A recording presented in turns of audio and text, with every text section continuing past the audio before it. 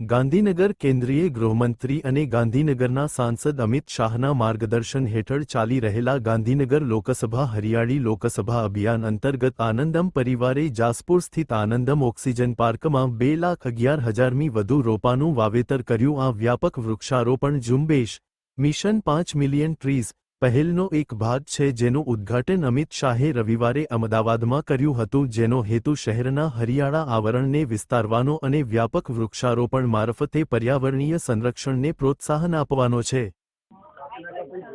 આનંદમ પરિવાર તરફથી અનિલ પટેલ અને અમારી સાથે વોલેન્ટિયર જોડાયેલા સોલા પ્રકૃતિના ગ્રુપના દરેક પરિવાર સભ્યો છીએ। અહીંયા માનનીય શ્રી અમિતભાઈ શાહ સાહેબનો એક ખૂબ સરસ ઝુંબેશ હતી કે ભાઈ એક સાથે 1 કરોડ વૃક્ષનું વાવેતર કરવામાં આવે, સાથે સાથે એનું જતન પણ કરવામાં આવે। એમના આ સંકલ્પને સાકાર કરવા માટે અમે અને પ્રકૃતિ ગ્રુપ અમે સાથે રહીને ટોટલ 3 ગામોમાં થઈને 2,11,000 વૃક્ષોનું વાવેતર કરવાનો સંકલ્પ લીધો છે અને પરિપૂર્ણ થશે અને એ લગભગ પરિપૂર્ણ થવાના આરે આવ્યો છે અને બધા જ વૃક્ષો અહીંયા લગાવ્યા છે।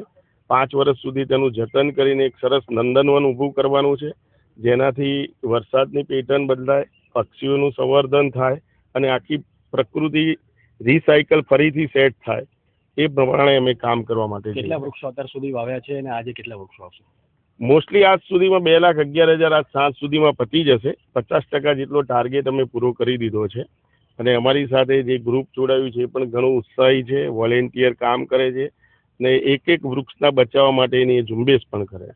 સર, ગામડા તો નેચરલ બ્યુટી છે, તો આપણે એવું નથી લાગતું શહેરમાં આ વૃક્ષારોપણ વધુ કરવું જોઈએ? શહેરમાં પણ જેટલી બી સરકારી જગ્યાઓ હતી, સ્કૂલો છે, જે વસ્તુ છે, ત્યાં બધે જ આ કાર્યક્રમ ગોઠવાયો છે અને ત્યાં પણ વૃક્ષારોપણની જાગૃતિ થાય એ માટે માનનીય અમિતભાઈ શાહ સાહેબે લાસ્ટ 28 તારીખે જ્યારે સવારે મિટિંગ કરી હતી ત્યારે બધા જ આઈએએસ ઓફિસર, કેબિનેટ મંત્રીઓને એમને કહ્યું હતું કે ભાઈ મેક્સિમમ વૃક્ષનું વાવેતર થાય અને આ જે અસહ્ય ગરમી પડે છે એમાં ઘટાડો થાય, એ માટે થઈને આખી ઝુંબેશ એમને ઉપાડી છે।